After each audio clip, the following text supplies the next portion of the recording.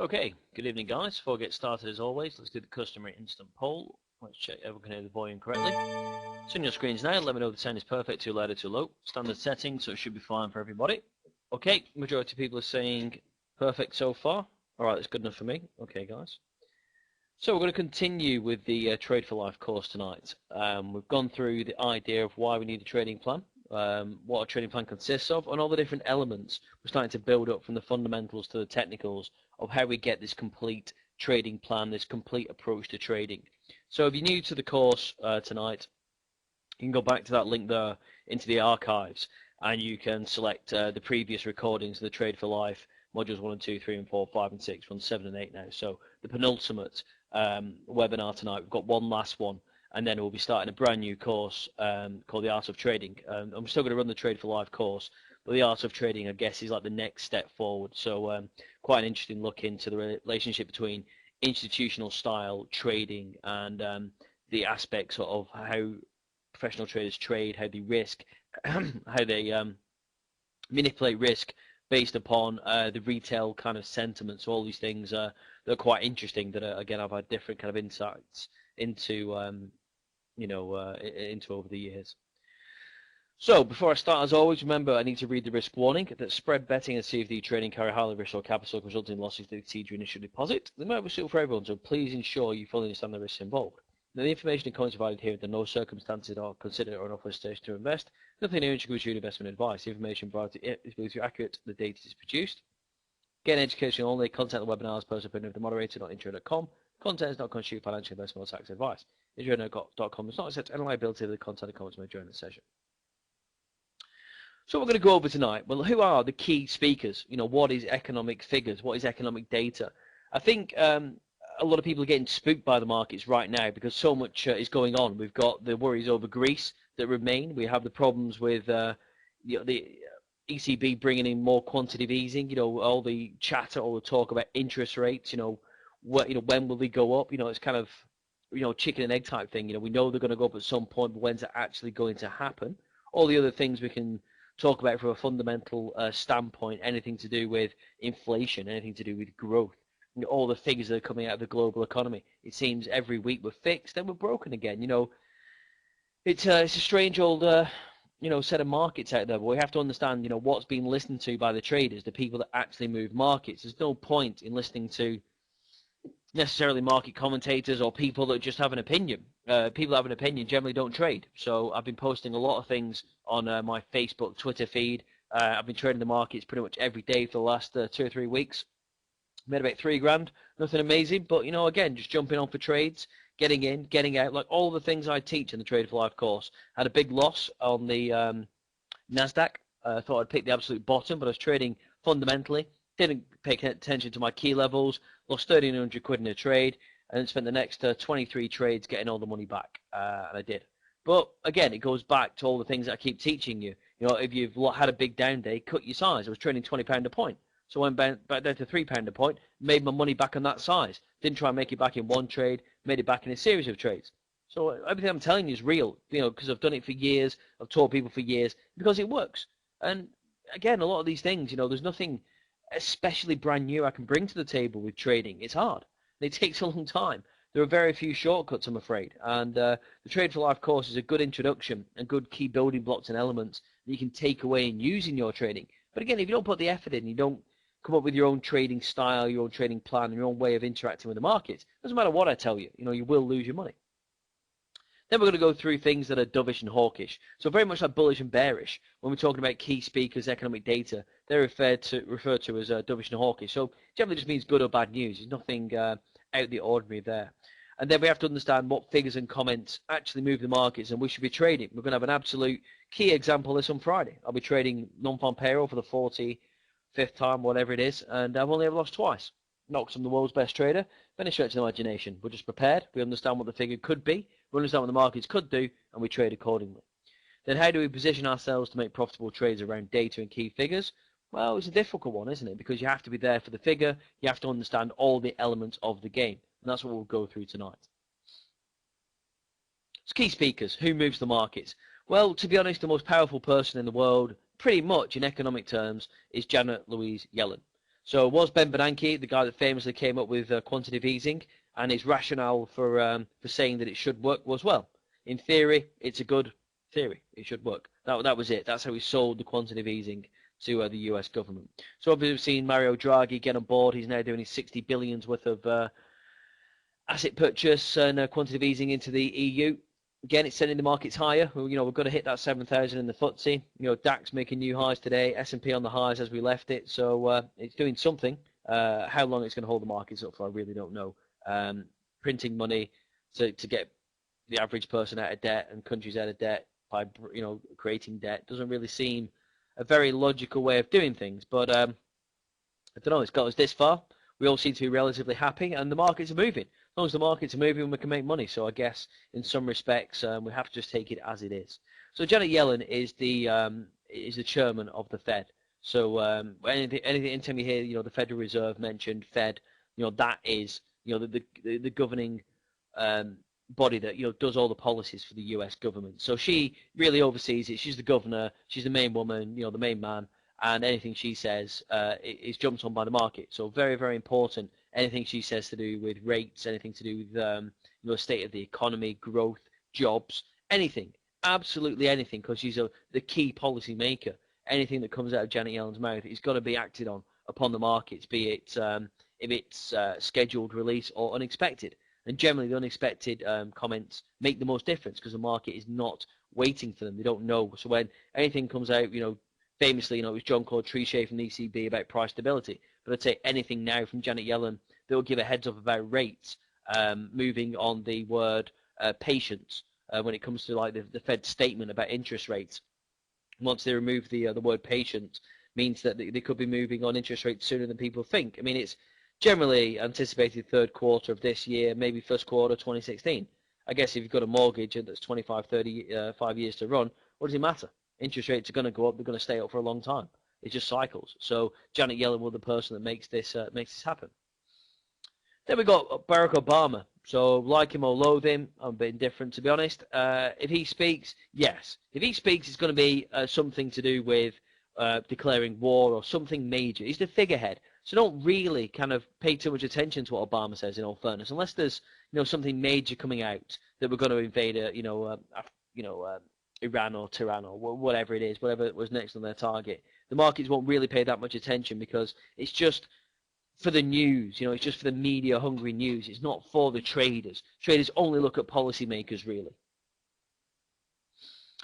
Then there's Jacob Joseph Liu, and he is the secretary of the Treasury. Now, they control all the money in the US. He doesn't speak that often, but funnily enough, he had a couple of comments this afternoon. But when he speaks, again, a very quiet man, a very unassuming, but he does have a lot of clout within the Fed. So if he says anything to do with monetary policy or anything to do with money coming in, money coming out, that is something traders will look at. So not a name you hear very often, that's for sure. But he is somebody that if you hear of Jacob Liu coming out over the wires, if he says something significant with regards to policy, he's someone that the market participants will jump upon and trade. So again, something very important to look at that you might not have heard before.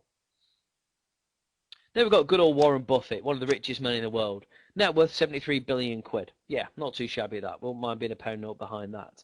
What does he really mean within the respect of the market? I think more people listen to Warren Buffett than they do many other kind of investors like George Soros or many other people like Obama or other market commentators. But generally, if anything's going to come through from the wires from Warren Buffett, you can bet your bottom dollar that he's been in first, doing it first, trading off the back of it for a long time. So anything that he brings to the market in the form of comment won't be anything new. So I'd say take everything he says with a pinch of salt and always wait for the kind of opposite movement. So if Warren Buffett comes out and says, yep, I'm short gold, I think it's going to drop 20% in the next 2 months, gold's going to go up. Okay, it's going to go up off the back of them comments rather than go down because you can bet that Warren Buffett is short off the back of these. So don't pay too much attention to anybody who's a non-policy maker. That's my main kind of key point to this. Then at the Eurozone, we've got Mario Draghi. So Mario Draghi, I'm not a massive fan, to be honest. I think the guy's a bit of an idiot. So when the rest of the world is winding down quantitative easing, normalizing the economy, talking about raising interest rates, getting back to a normalized kind of state of affairs, Mario Draghi's got negative deposit rates and is bringing 60 billion of euros quantitative easing in. I think he should have bit the bullet and just took the pigs out of the equation, split the euro into north and south.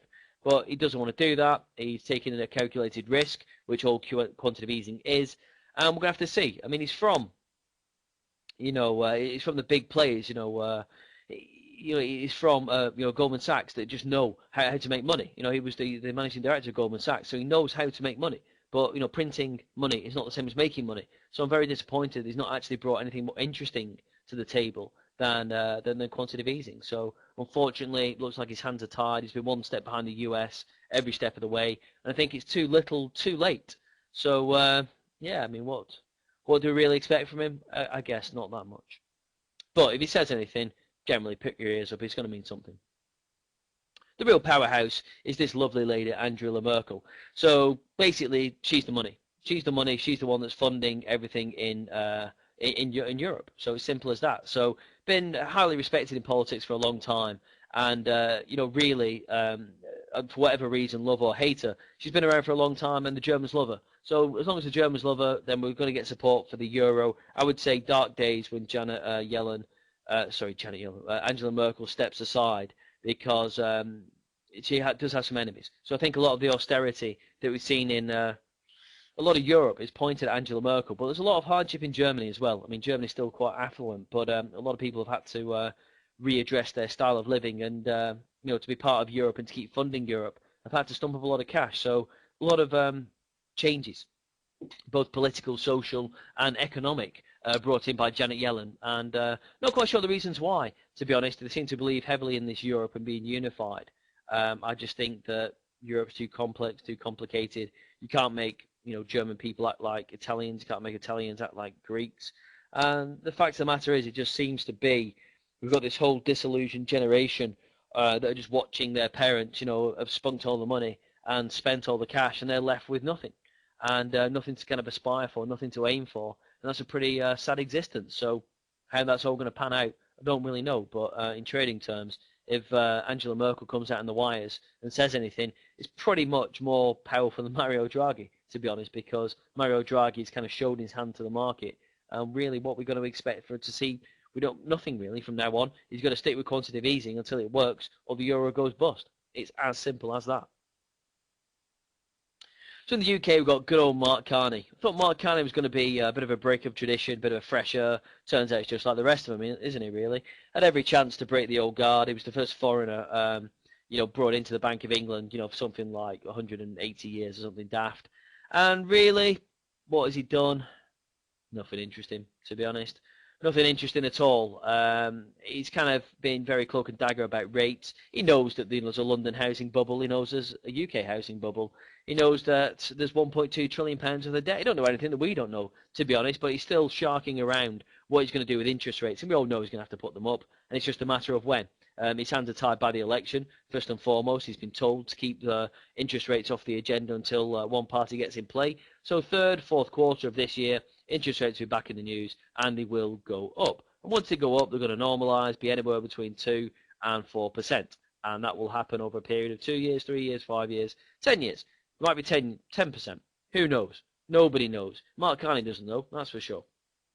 But if he speaks and you're trading the UK markets, be it the gilt, be it the FTSE, anything kind of sterling based, then that could potentially move the markets.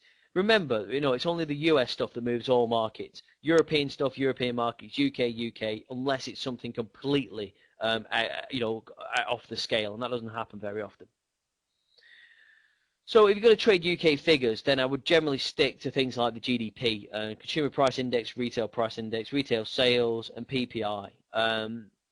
Anything kind of consumer sentiment is good to keep an eye on. But as we're moving out of the growth cycle and the GDP style of figures, we're looking for inflation. It's a bit of an oxymoron, a bit of a joke, really. We've kept interest rates low for so long, we don't really know what inflation should be or what it's actually going to be. So we know that everything has gone up in price above inflation except for wages. And I guess the only reason that people in the UK aren't rioting is because their house prices have gone up back to pre-crunch levels. So everyone thinks they're better off. Just because petrol's cheaper, everything else you buy is more expensive, and your wages haven't kept up with inflation. So in real terms, people are worse off. The things that kind of reflect this I guess the retail sales, consumer sentiment type figures, and CPI figures are going to come into effect as we talk about interest rates. Things like the ECB, unemployment civilian rate, GDP, CPI, producer price index, Eurozone unemployment, again, things to look at. Anything out of Germany, the ZEW figures, one to look at. The IFO business climate, one to look at. Anything to do with Germany means Europe. So again, good or bad for Germany, good or bad for the Euro. Then US. Now US figures will move all markets because of the biggest. Non-farm payroll on Friday that I will trade live at 1:30 will move every single market you can trade. It's as simple as that. From the S&P to the euro dollar to gold to WTI. Anything and everything will move based upon this data. So you don't have to look much outside the non-farm payroll for an example of fundamental data. The ISM non-manufacturing is a good one to look at because the US is still a very, industrious nation. It still produces a lot of goods. The ADP unemployment can be a precursor to non-farm payroll, but that correlation hasn't been that close for a while. It's good to watch. It doesn't really move the markets, but it can be an interesting precursor to the NFP. Trade balance, out of control, ridiculous. We know that, but doesn't seem to frighten the markets. Canadian unemployment, sometimes, we can see a link between Canadian data and US data. I think that's pretty much finished these days. Retail sales, again, a very, very powerful figure in the US calendar. And then you've got sentiment figures like the University of Michigan, Philly Fed, both very, very popular figures to trade right now. Anything to do with home sales, anything to do with consumer confidence, again, is a big indication of the strength of the economy. And again, anything with 3 stars, 3 exclamation marks on the Intertrader calendar, FX Street calendar, Bloomberg, wherever you look, if it's got stars against it, it's US. You should be looking at it. And one thing you should not be doing is trading over that figure, long or short, and you should be aware of when these figures are at all times. Again, it all goes back to the planning and preparation. You don't want to be long or short the S&P over a non-farm payroll, trust me. So remember that the US figures are going to move the majority of the markets traded. Okay, US GDP per capita is $42,000 per head. In China, it's around about 4,200. If you're trying to look for the biggest economy on earth, it is the US, and it will be as long as the dollar is the main currency. It's as simple as that. So what happens out of China, I don't care. What happens out of Japan, don't really care. What happens in the Australian markets and in the Asian markets, yeah, that's all right. I don't really care. Simple, okay? So I'm not trying to say that, I'm being flippant about these things. I don't care what China data is. I do not care. Yeah, we don't know China lie, okay? What I know is stuff that comes out of the US is relatively, in air quotes, transparent. And I understand what it's going to do to the markets. So when interest rates, are changed in Australia, we see the big moves in the Aussie dollar, don't care, because I'm never going to trade it. I'm going to trade things that I understand. Okay, so European indices, US indices, gold. Okay, that's it. I understand how they move the markets, how they move in reaction with fundamentals, how they move in reaction with technicals, and I make money. I make more money than I lose. So I stay out of markets I don't understand, out of countries, out of people I don't understand. I'm writing in my book, obviously, as I've said, The Rough Guide to Trading. I'm just on the final edit now. There's a whole section on why markets move, and it is people. People trade the markets. People control the markets. People buy and sell the markets. People create products to trade. People. I don't understand people in China. I don't understand communism. I don't understand dictatorships. So why would I trade anything to do with China? I wouldn't. I understand people. I understand UK people. I understand American people. They're generally greedy. So, I understand that. I understand greed. I understand fear. And therefore, I understand the markets. And that's what I do. So why do markets care? Okay, well, I've mentioned before that with the exception of Warren Buffett, to some degree, these people control, implement, and change monetary policy in the UK, in the EU, and the US. So the tone these people take is going to both be instant and long-lasting in its effect on the markets. It's going to affect the stock markets, the bond markets, and commodities. Everything these people say will be jumped upon. I sit here with my squawk on all day. Again, when I was trading in the floors and managing floors, we always had data. We always had, live streaming quotes and, people looking out, analysts looking out for things that were said in the market so I could react quickest and react first. That's just a way. I mean, fundamental data is always going to make the markets move the quickest because it's brand new. You have to wait for technical levels, but it's all about going back to my balance, my 80-20 rule. Market's going to move 80% of the time because people need to trade the market so they can make money. So if there's no data, you're still going to have to trade the markets, aren't you? And the technical analysis is a great way of doing that. Fundamental is great because it catches people wrong. That means you can make money very, very quickly, but there's less of it. So it's marrying them two things up. So when we talk about bullish, bearish, hawkish and dovish, it's pretty much the same thing. When you're relating to moves in the market, they're either bearish or bullish. And when you're talking about comments, they're either hawkish or dovish. So it's just another way of saying this particular market commentator is very hawkish, which means they're very negative in what they say about the economy. So again, it's just tying in the trader talk, what you hear on the wires, and understanding it's not that complicated. If you hear somebody, saying dovish things, then things are good. Hawkish things are bad. So different types of comments you're looking out for, and it's anything that's unexpected. So a likely or unexpected rise in interest rates. If any policymaker comes out and says that, then in the country of origin or around the globe, that's going to have a massive effect. If anybody says that growth has significantly slowed, or inflation is way above target, or a reduction in monetary policy easing is on the cards, cuts in public spending, all these things are bad news. So anybody from Mark Carney, Janet Yellen to Mario Draghi, if anybody mentions any of these things, then the market will react, the market will move, especially if it's something unexpected. If Mario Draghi comes out and says, actually, we've had a rethink on the quantitative easing, we're only going to do 30 billion a month, that's going to send the stock markets tumbling because it's bad news. So obviously dovish comments are all the opposite, anything to do with positivity. And the good news, bad news principles stack up like this. So anything to do with the good news is going to send up the FTSE, the DAX, the Dow, anything, that's positive, anything that people buy in terms of, value when things are good. So it's anything kind of indices based, really. But then what they're going to do in good news is sell things like safe havens. So sell the Swiss franc, sell gold, sell anything, where you put your money in times of uncertainty. When you have more certainty, you get rid of these things. Then obviously the opposite happens with bad news. You're going to be diving into government bonds, diving into gold, the Swiss franc, and then you're going to be selling the indices and anything that's a little bit more susceptible to market movements. So good news and bad news. So again, the hawkish and dovish comments work in the same way as good news, bad news principles. So again, when you're looking at your economic calendar, look through speaking. Okay, there'll be a speech from the ECB, from the Fed, from the Bank of England. I trade most of these things. I generally trade the ECB or Bank of England of an afternoon or evening, and we traded the Fed minutes and made about 400 quid on gold. Just based upon no change in interest rates, but the rhetoric and commentary was pretty dovish, and that was the excuse to sell gold. And probably since that Fed meeting, to be honest, gold's been on a bit of a downward trend. So again, it all comes back to planning and preparation. Being able to understand what you're trying to do, being able to understand who's going to speak, what figures are going to be, and it gives you that framework, it gives that ability just to kind of jump in and out of the markets, doesn't it? So you can think, well, we've got some great US data, so I won't trade in the morning. I'll wait for that US data in the afternoon, or we've got a key speaker tonight, so I'll make sure I don't trade too much in the daytime. I'll trade at night, ready for this data and ready for this this key economic, commentator.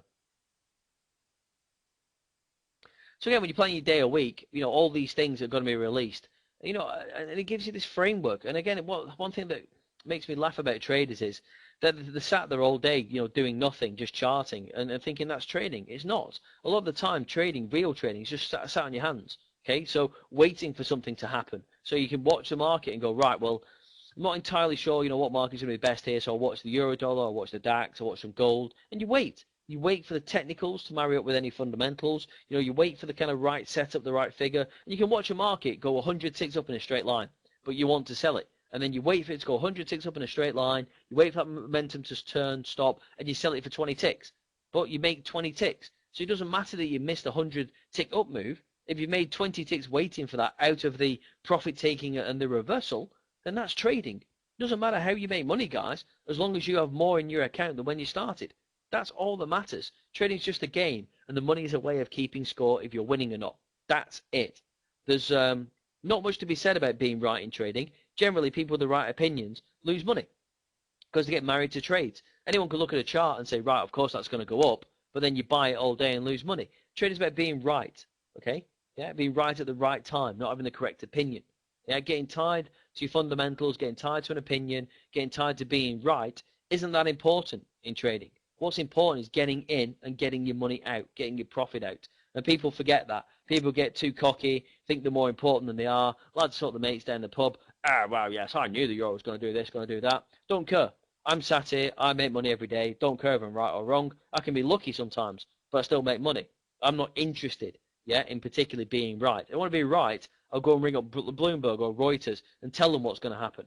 Yeah, that's what I do for my kicks. If I'm in the markets, I don't really talk to anybody. I make my money, keep myself very quiet, and that's what I do. I'm concentrating on the movement, concentrating on what everybody else in the market is doing, because that's what market movement is.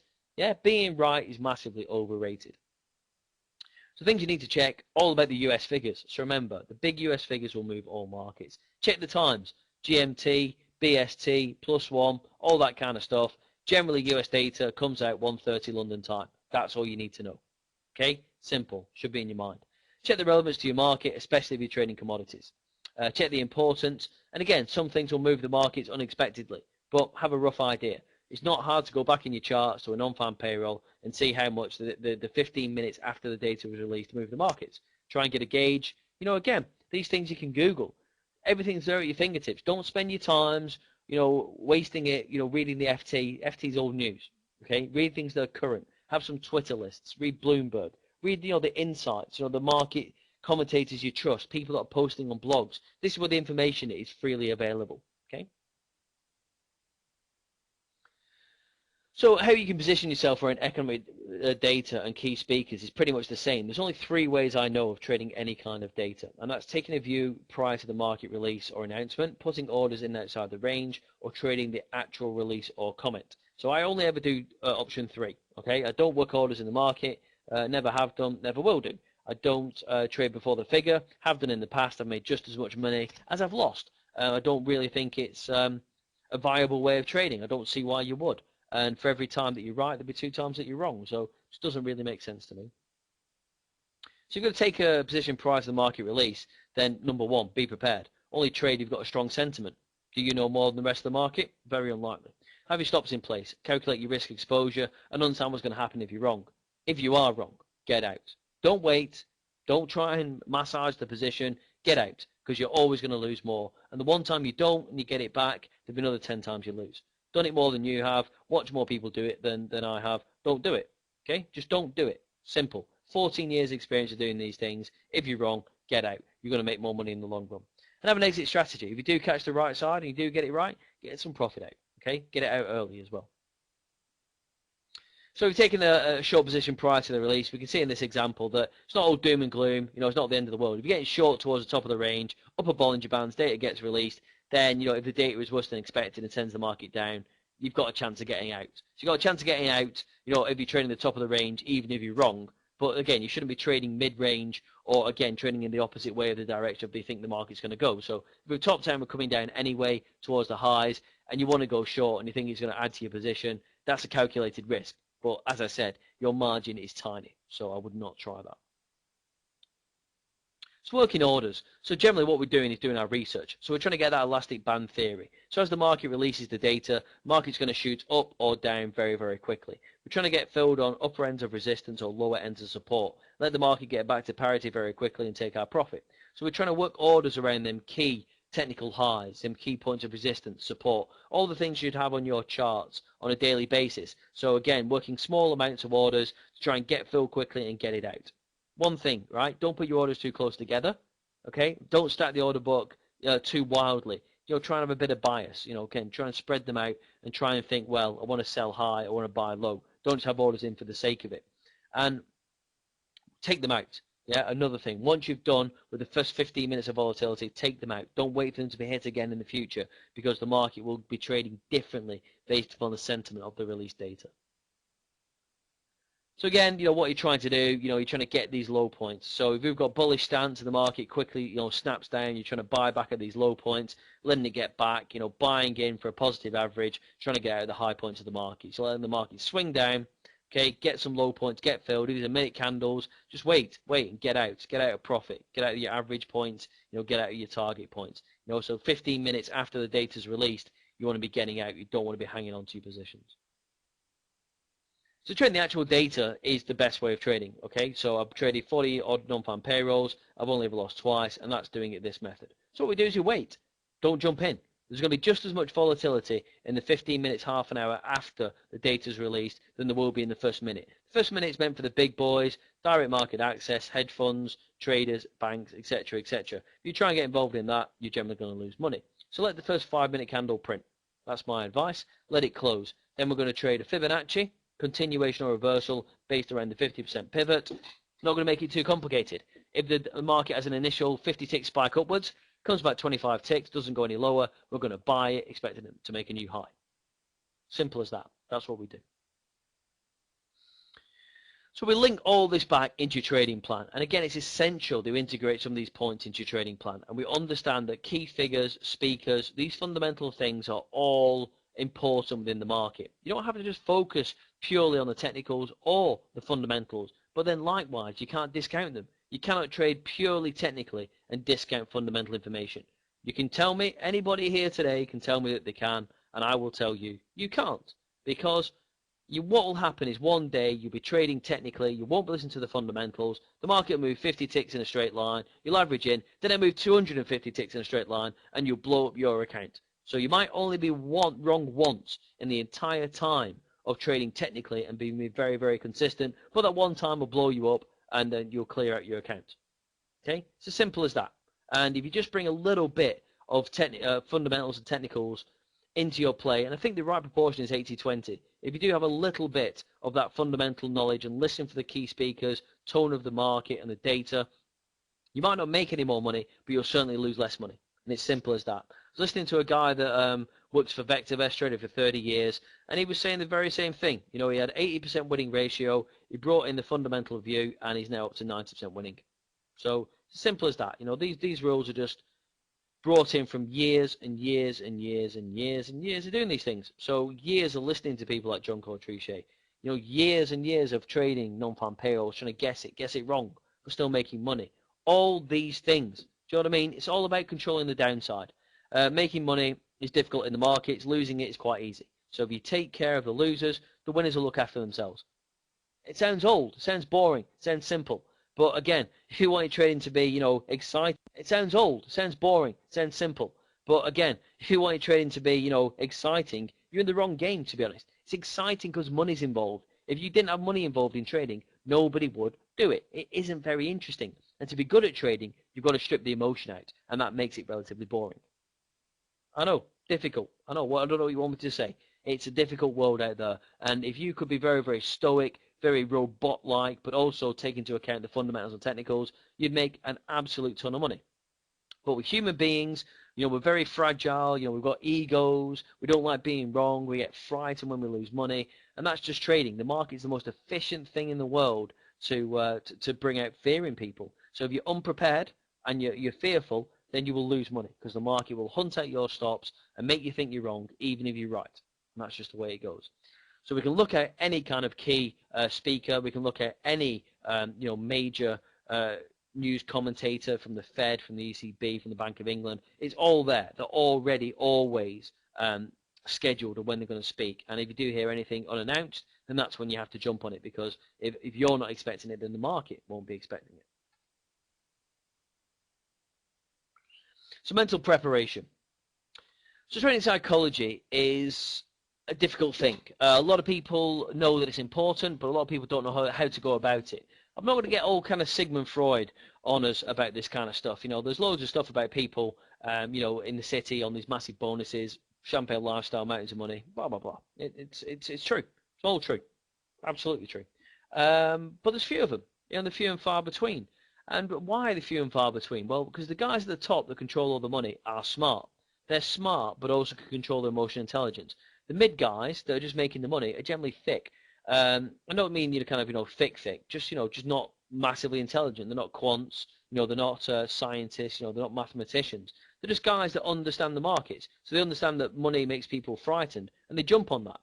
Okay, so they trade big size, they trade markets quickly, they get in and they get out. And, you know, intelligence is not a main factor of that. The psychological side, our emotional intelligence, is what we're trying to get a handle on. And that's the thing that separates the men from the boys, you know, and the good traders from the average traders. Being able to say, well, I know I'm right. I know I'm losing money. So I'm going to have to wait and maybe average into this position, or wait a bit longer, you know, fade out this volatility because I know I'm right because of X, Y, and Z. The more times you do that, not the more money you make, but again, the less money you lose. Because you could be short gold, it goes up 50 ticks in a straight line for no reason, and instead of getting out for a big loss, you hold on to it, you average, you manage your position, and it comes back and then does exactly what you think. Yep, that's market manipulation, that's institutional, getting out the retail traders. So if you can control your feelings and control how you interact with the markets, you are so much closer to being a complete trader than many of the traders out there. And it's tough, it's difficult, and being able to be honest with yourself is the only way to be a good trader. And this is the whole point I'm trying to make about getting a trading plan, a style, and interaction. Because I can't teach you this. I can tell you have to be aware of it. I can tell you that it's a difficult thing to do and it will give you that actual critical edge. But being able to do that is difficult. When how else do you do it? The only other way is getting me on Skype or getting me on Twitter saying, Steve, this has happened. What do I do? Then I tell you, and you think, yeah, you're right. Yes, I won't get out now. Then we'll do it. Many a times in non-farm payrolls, we've done exactly what we should do. Market's gone against us. I've told us to wait. I've told us that we have to be patient. I told you what the market was anticipating that we were going to do, therefore what it does, and then we wait. We have to take the pain on board. Then we're right. Then we make money. Happy days. Okay, but these things are very difficult to do. Your mental strength, mental preparation, the psychological side, are all about understanding how you interact with the markets, how markets interact with themselves and how products trade, how people trade products, and how you interact with that. That is trading. And God, it takes years. It takes years, takes a lot of time, a lot of effort for you to be honest with yourself. But if you don't have your own strategy and your own understanding, you can't be taught these things. You will never learn it. Unless you're honest with yourself and you understand why you do things, that is how you're going to succeed in trading. If you don't understand these things, you don't make that effort, then you won't be a good trader. Okay, you might make money, but you won't be a good trader. So what sets successful market participants apart from others? I mean, is it their trading ability? Is it their strategy? Is it trading plan? Or is it just luck? Are people just born lucky? Are people just better traders? Sure, maybe they are. I would say the thing that separates people is their ability to take things on the chin. Okay, to take a loss, get on with it, know that it's part of the game and part of trading, and get on with it. If you do the right things more often than you do the wrong things, you make money. You can make 50%, okay? Only 50% of your winners, 50% of your trades can be winners, 50% of your losers, and overall, you can still be a profitable trader if you have the right kind of risk reward. So if you've got a risk reward of 3 to 1, so you're making 3 times as much as you lose in a trade, and you only make half, you're still up, okay? Simple as that.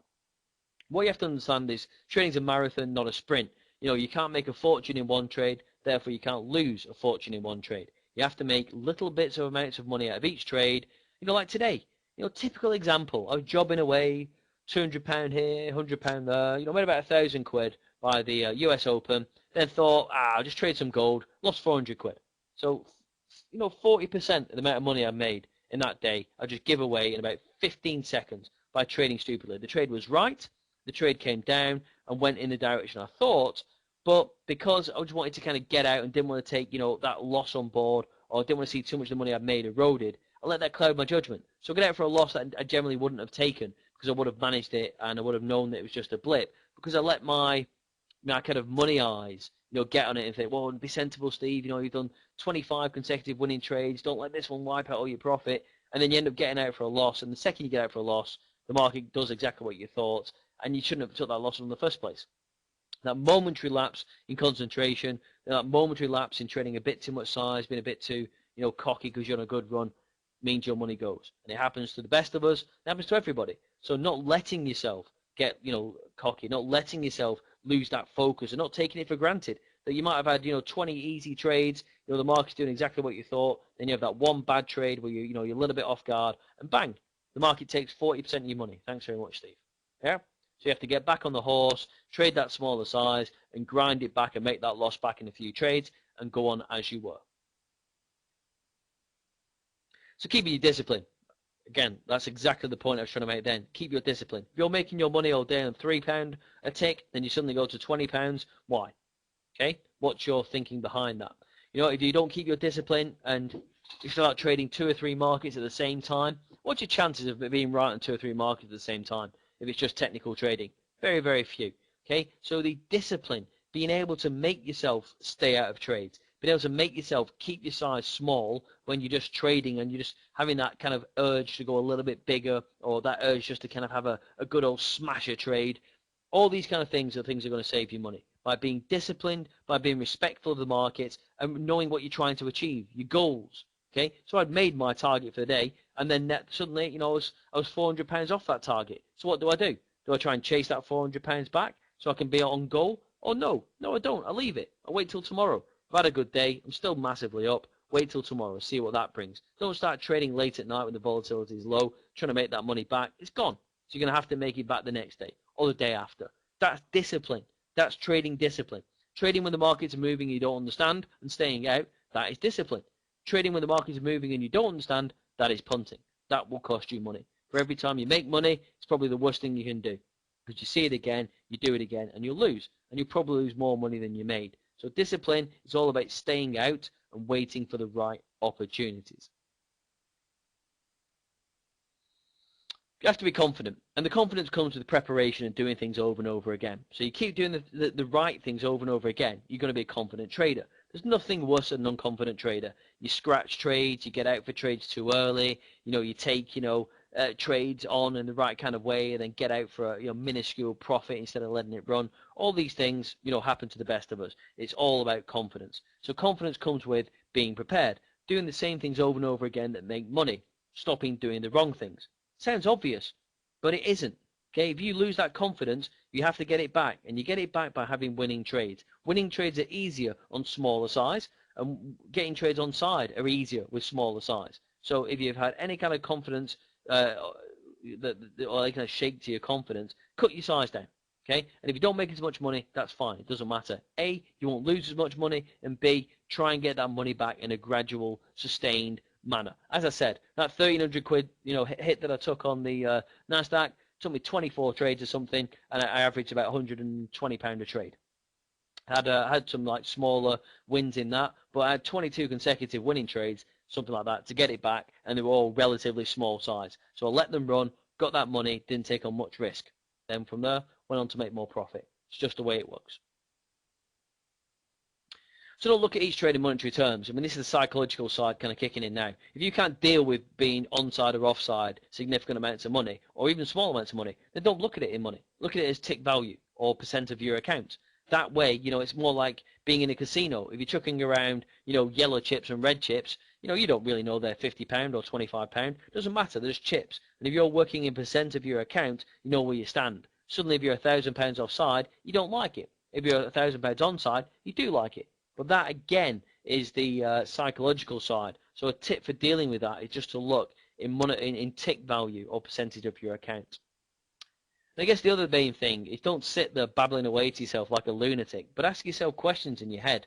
If you're expecting the market to come down and it hasn't gone up, but it hasn't come down, ask yourself, well, why am I expecting the market to come down? Is it this indicator? Is it this comment? Is it this thought? Well, yeah, none of that's changed. Just because it hasn't come down yet, you've got to be patient, but don't let yourself get spooked out of the trade, or don't let yourself get pushed out of your opinion just because it hasn't done what you thought yet. Keep asking yourself these kind of conscious questions. If the answer is still yes and they're still good, then wait, be patient. Time's a real killer for traders. Again, we could be right 9 times out of 10, but we could be wrong on the timing of these things. What you're waiting for is the optimal time to be in, then the market to happen. How many times have you got out of a trade for a small profit, a scratch, or a small loss, and the second you press that button, the market's gone 50 ticks in the direction you thought, or 20 ticks. It's just gone, and you can't get back on that trade. It's happened to me a number of times. I'm pretty sure it's happened to people in this room. So it's about being right at the right time, yeah, and that's where the confidence comes in. The comparison kills. Focus on the now. Focus on what you're trying to achieve. Don't read these people on Facebook. They're all generally liars. Don't listen to what your friends do. It's not important. The only thing that's important is your account and what you do with it. That's it. Compare yourself to nobody but yourself. Don't set yourself up realistic expectations against other traders. Don't look at benchmarks of performance. They're not important. What's important is how much you think you can make, how much you've made in the past, and trying to replicate that. Everybody's different. You can hold a trade for 5 hours and make £500. I can hold a trade for 4 or 5 minutes and do that 10 times and make £500. Who's the better trader? Doesn't matter. It's irrelevant. If we make the same amount of money, we're both doing well. It's about making money out of your opinions. That is what trading is. And again, doesn't matter how you do it. It can be dirty, it can be quick, it can be long, it can be calculated, it can be any way you want. The only way of understanding if you're winning or not is by the amount of money you're left with at the end of your trading session. It's all about the money. Okay, simple as that. Do not try and overcomplicate these things. So key questions and examples of these things. And then these are the things I ask myself, and I've posted notes around my office. And it's, what are my reasons for being in this trade? You know, do I kind of remember why it is? Am I just doing it because the markets are moving? Or is it because it's technical, fundamental, or have I just got a gut feeling? What's the market telling me? Okay, what are the signals? What's the actual signals, you know, on my charts telling me I should be doing? And if they're wrong, or they're going against what I'm trying to do, then why? Why am I doing this? Is my trade still relevant? You could have held a trade all day and it hasn't done what you thought. You know, what's changed within the market? What's the fundamentals that have changed? What's coming up? You know, what could traders make the decisions on? Why hasn't it done what I thought? Then again, back to the more important fundamentals. Are you reading the news? Are you understanding what other traders are looking at, what they are thinking? What's your exit point? When we're going to take the all-important profit? And again, am I happy with my current trade size? Am I sat here, you know, waiting with a £20 a point clip and never trading it because I'm too frightened to press the button? Or am I trading with one lot and just trading 20 times a day because I'm bored and I know I'm not going to lose that much money on one lot, but I'm not going to make it? It's finding that balance of what you're trying to achieve, what you're trying to get out of all these things, and what again is going to make you money. So be objective. Professional traders don't get married to an opinion. They generally call themselves market neutral, so they buy it if it goes up, sell it if it goes down. Don't be that kind of trader that says, well, the market's going to go down today, so I'm only going to sell it. Well, if it's not going down and you're selling every high and it keeps going up, who's clever? Who wins from that? Okay, what you're trying to do is just figure out what you're trying to achieve, and if it fits in with the market. If it doesn't, well, stop doing it.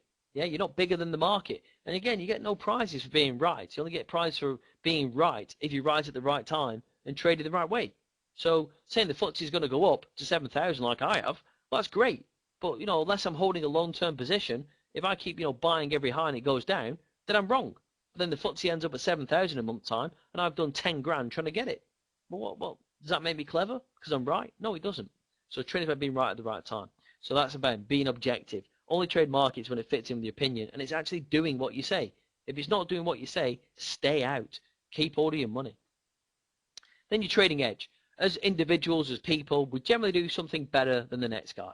And that can be anything. It can be holding your nerve, cutting your losses, doing your research, managing your size. It can be anything. Whatever your edge is, jump on it. Jump on it and be proud of it, because there's 23 people left in the room now, and you will have your own skill that you do something slightly better than somebody else. Find out what that is and use that as a pivotal point around your trading plan and your focus for what you do for your trading psychology. And that little bit of an edge, that little bit of confidence really will show through.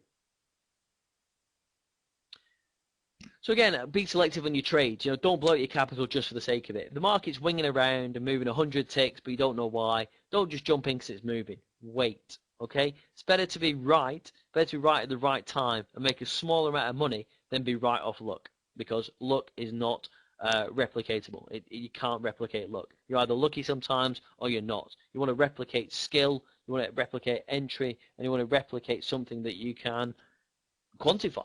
So you can't quantify luck. You can quantify levels, you can quantify data, you can quantify key economic speakers, data. You can't quantify luck. Okay? So again, overtrading is one of the most common root causes of failure. So you find yourself, you know, getting tired, or you find yourself just trading for the sake of it, just stop. There's no better way of taking the stress away from trading than just turning your screens off. The markets aren't going anywhere. And if you miss something, you miss it. Markets trade 24/7, you know, 6 days a week in the currency markets. You know, the market don't care about you, and you can't sit there for 12 hours a day trading. You can't. So chill out. If you miss something, you miss it. It's not the end of the world. Yeah, trade the opportunity that you see that's presented to you. Okay, don't try and force it. So I'd say after a series of losses, there's only one real way that I know of getting back on the horse. And you've had a knockback, you've had a few losing trades, days or weeks, then the best way is to stop trading and then trade small, even paper trade. Okay, paper trade a couple of times, get a few winners banked, and then go back into the markets. Everybody takes a losing trade. It's part of trading. But the way you deal with it is different for everybody. I would say the best way I know of getting back after a series of losses is trying to get it back with smaller size. As I said, trading £20 a point, lost 1,300 quid, made it back with £3 a point. Okay, took 4 days, but so what? It's only 4 days. It's a marathon, not a sprint. It's the long game. Don't ever try and get your losses back by increasing your size. Don't ever try and get your losses back in one trade. Cut it into quarters, cut it into thirds. Try and get it back in a reasonable manner. So take a break, okay? Walk away from the screens. No one's going to think any less of you. Nobody knows. Actually, nobody cares. Refer back to your trading plan. What were you trying to achieve? What went so wrong? And then cut your size. Cut your size, for me, is just a good way. 2 losing trades, I'll cut my size down. And even if I go back to trading a pound a point for a while, doesn't matter. Just get it back, get them trades on side, get your confidence back, and then up your size. Yeah? It's the only way of getting that confidence back that I know. So always look to the positives, a bit of a simple statement. So, I mean, even if you have a good or bad trade, you can still always take a positive out of it. If you lose your ass like I did in that trade, and I thought to myself, well, Steve, you absolute knobhead. You were trading at 11:15 at night, you held an overnight position, and you were trading 5 times the size you normally would based upon a hunch, something you'd heard on Facebook. That's not like you, and you lost money out of it. But I learned that I'll not do that again. I will not trade late on at night, and I won't trade off my mobile. Mobile trading, overrated. I've got a massive setup. I've got my 3 big screens in my office overlooking my swimming pool and the beach. Yeah, that's where I make my money. I don't make it by being, sat, late at night in a pub trading. Stupid, absolutely stupid. I paid the price, but I got the money back by the way I know how, cutting the size small, getting it back in a series of trades. Happens to the best of us, happens to all of us. Technology is a very powerful but also a very dangerous thing. So even if I've learned not to trade off my mobile with massive size when you had a few pints, yeah, you've learned. My money, I can do whatever I like, but it ain't big and it's not clever. So running trades. So the idea of running trades is just trying to maximize your profit. And a lot of people have 2 kind of views on this. You never go poor by banking profit, but you never become rich by taking your trades out early. So what I kind of recommend to people is just always take out half. Okay? So when you're going to press that button to get out your trade, just cut that size down for your order and take out half. Yeah? Put a trailing stop in and let the rest run. If you don't learn to run your trades, you're never going to be a rich trader. You might be a good trader, but you won't be rich. So running trades is all about cutting that half out where you naturally want to take that profit, but then don't take it all out, take half, put a trailing stop in and let the half run. See what it can do. You're always banking profit along the way, and then you're always giving yourself that fighting chance of getting that trade, having that blip and letting it run. You learn much more by letting live trades run than you do by watching the markets with no trade on. Okay? Then evaluating your trading state. So it doesn't take a long time, and it's not that difficult. You either know if you're in a good mood or you're in a bad mood. You either know if you're ready or not. If you press the button and you're frightened, apprehensive in any way, 1 or 2 things. You're not very sure about your trade, or you're trading too much size. That's the only reason. That's the only reason. If you know you're right, and you know it's going to go up, well, why are you not betting the farm? Why are you not putting 100 lot on? Yeah, if you know you're right. But if you don't know you're right, then you're nervous, then you're not doing the right thing. So just give yourself a rating from 1 to 10. If you're ready and you're at it and you're going to go get the markets, you're positive, trade good size. If you're not, trade small size or don't trade at all. But at least give yourself a fighting chance. If you're not feeling it, don't go to the market saying, I'm nervous, I'm not feeling it, and go and blow your cash. Who really wins out of that? Nobody. Okay? So these little tiny tips could be the difference. So your stops and exits. So again, I mean, if you get stopped out of a trade, how are you feeling? Relieved, or do you think you've dodged a bullet? If so, then you need to revisit your trading plan and why you're trading. If you get stopped out and think, phew, well, lucky I got stopped out there because the market's gone down another 40, 50 ticks, then why is that good? If you're getting out for, a loss and you think, phew, that was a lucky escape, then something's wrong with your trading plan. And then if you've moved your stop, why have you moved your stop? Your stop should be calculating based upon what you're willing to risk and what you're willing to make. So if you're moving or cancelling a stop, why are you doing that? All these things, again, should be a simple formula. Trying to make 20 ticks, so I've got a 10 tick stop. Okay? And if you're moving that stop, why? If you're taking that stop out, why? Why are you doing these things? What's changing the plan? And these little things, again, will start to get you in that trading mindset and get you asking yourself the right kind of questions and not doing things just on a whim, just on a bit of a flight of fancy. And that discipline, that trading psychology, making yourself be disciplined, making yourself answer your own questions it will certainly help you in the long point. All right, guys. Any thoughts, any questions, anything you'd like to ask? This is the penultimate part now, so anything else that you want to know about the course will be in the last 2 sessions, and then really we've got a good idea of why we've got a training plan, what we're referring to, all the different elements that make it important, all these things again that should give us a good idea of what we're trying to achieve, how we're going to achieve it, and again, all these things that should come second nature, but they only come second nature with time. Time's difficult to quantify in trading terms. People can get it after a month, people can get it after a year, people never get it.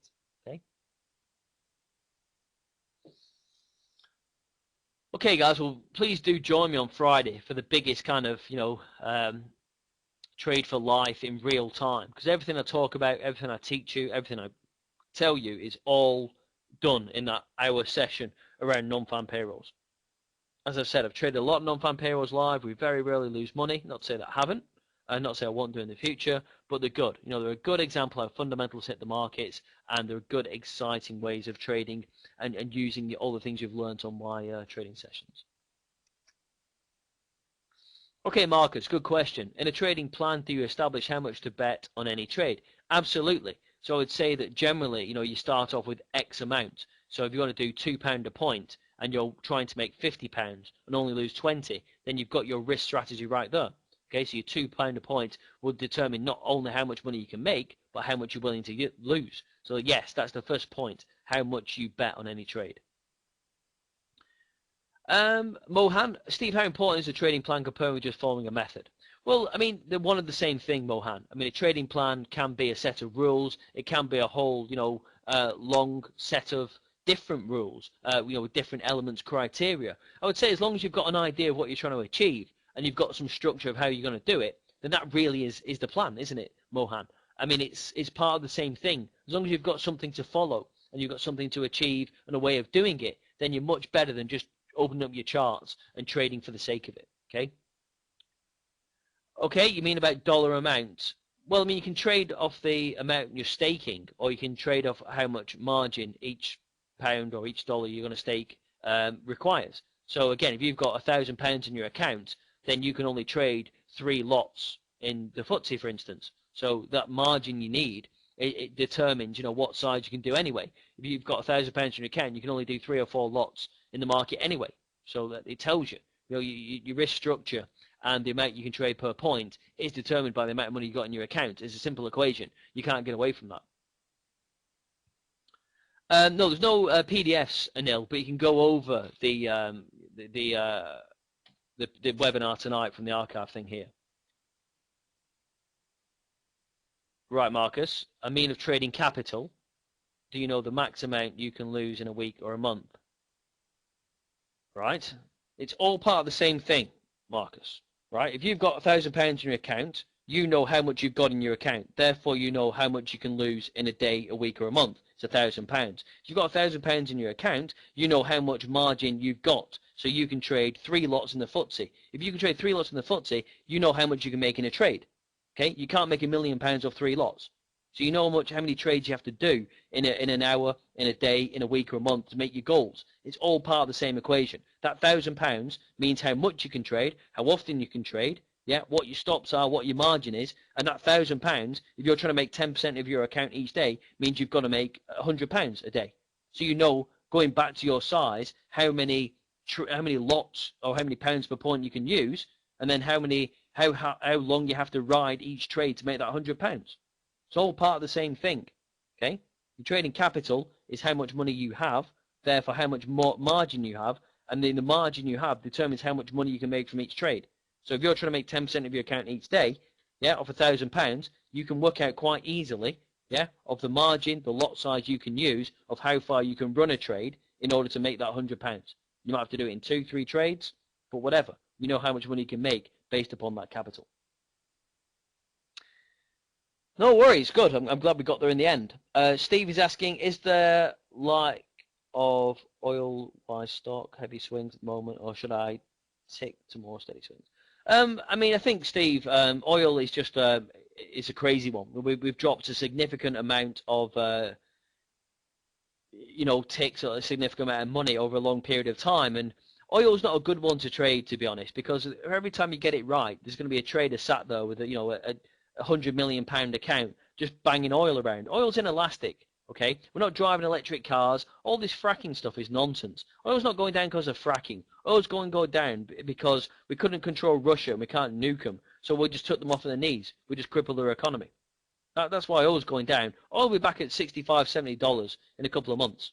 It's simple. It's inelastic demand. So oil is the best way to lose your money. Stick to the euro dollar. Stick to the indices. Stick to things with plenty of liquidity. Okay, big swings in oil mean just that. For every big win you make, you're going to make a big loss. Stay away from it.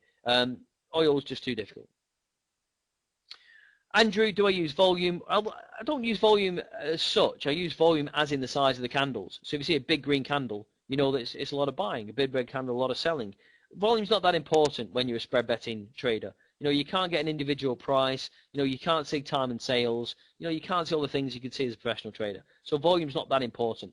Volume really that you want to do is wait for momentum, wait for that volume. So what you want to look for is a number of small candles building up to that volume, then try and get in the back of the big one. So every time you see that big candle, what came before it? Try and preempt that volume. Volume's great around about data and around about new events because you can use that. But what you're waiting for is that volume to come into the market. So you're trying to guess when that green or red candle will be, when that big volume will spike into the market, and that's when you make your profit. So yes, I use volume, but in a roundabout way off the back of candlestick bodies. Okay, guys, any other thoughts, any other questions?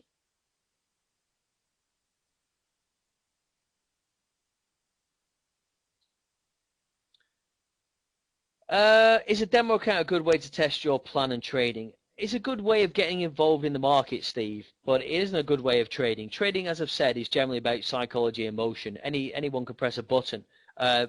Anybody who's paper trade or trade a demo account for 3 months, they will tell you from hand on heart that every time they've gone live, they've generally lost money in the first kind of day or week. It just happens. Okay, so it's all about controlling the emotion. So my advice is to anybody who trades is get a plan and then test it on minimum size on live markets. You'll never have a better acid test of your plan than trading it with real money.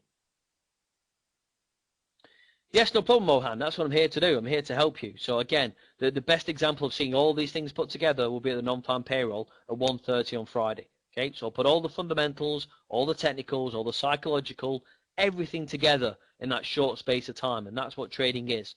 Okay, remember, it's a marathon, not a sprint. If there's any kind of easy way of doing this, we'd have found it, and we'd all be sat on our laptops on the beach making money. Trading's a hard slog, but if you get it right and you approach it in the right way, it's very rewarding. Financially, and for people that trade mentally. There's nothing better than getting things right. It's addictive, it's great, and that's why trading's so exciting. But with great responsibility, great power comes great responsibility. You need to be able to treat your money in the right way and treat the markets in the right way, because if you let your guard down for a second, you will get stung. All right, guys, well, listen, I'll see you all on Friday for the non-farm payroll. You will get an email about it. In the meantime, the markets are very volatile, so keep your size relatively controllable and try and get on the back of them bigger moves. Stay away from the commodities like crude and WTI, guys. They're too difficult, margins are too high, and the movements are just too volatile. Stick to, your indices, your euro dollars, your cable, things like that, where you've got a chance of getting out if you're wrong. WTI can kill you in a trade. All right, just my... When I used to manage one of the biggest floors in Europe, guys, and used to manage a team of oil traders, not one of them traded individually. They all traded in teams. So if you're trying to trade oil individually on a spread betting account, you're against teams of traders. So you're not really going to win, okay? That's just my insight as always. All right, guys, well, listen, it's been great. Hope you've enjoyed that. The penultimate part, the final part will be next Tuesday, and I will hope to see you all on Friday for the non-farm payrolls. All right, guys, have a great night. Speak to you soon. And I will hope to see you all on Friday for the non-farm payrolls. All right, guys, have a great night. Speak to you soon.